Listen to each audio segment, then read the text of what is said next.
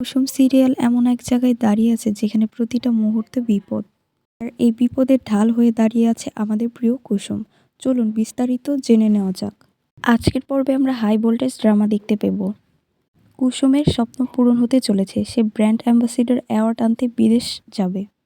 এদিকে মীনাক্ষী কাকিমা কুসুমের বাবার কানে বিষ ঢেলে দেয়। তিনি এটা বলেন যে একটা মেয়ে ও একটা ছেলে একা একা বিদেশ চলে যাবে, মানে আয়ুষ আর কুসুম একসাথে বিদেশ যাবে, এটা তো ভালো চোখে দেখায় না। আসলে মীনাক্ষী কাকিমা চান না যে কুসুম অ্যাওয়ার্ডটা নিয়ে আসুক আর আয়ুষও কুসুমের সাথে যাক। কুসুমের বাবাও মীনাক্ষী কাকিমার কথায় প্রভাবিত হয়ে বাধা দেয় কুসুমকে। এদিকে আয়ুষ, সে তো কুসুমের বন্ধু শুভাকাঙ্ক্ষী, সে কুসুমের বাবাকে যেয়ে বোঝায় সব কিছু। আয়ুষ কুসুমের বাবাকে কথা দিয়েছে সে কুসুমের সম্মানে কিছু হতে দেবে না।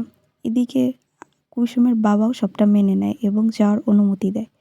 আয়ুষ এটা দ্বারা প্রমাণ করলো সে আসলে কতটা কুসুমের খেয়াল রাখে।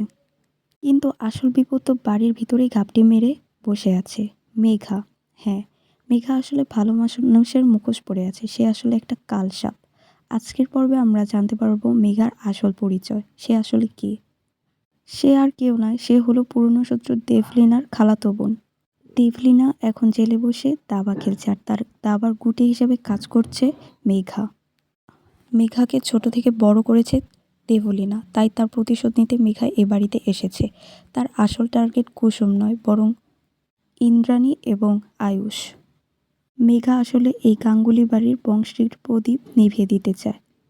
এদিকে আয়ুষ তার ল্যাপটপে দুটি চোখের ছবি দেখতে থাকে। আয়ুষ আসলে জানে না এই চোখ দুটি কার, এটি তো আসলে কুসুমেরই ছিল।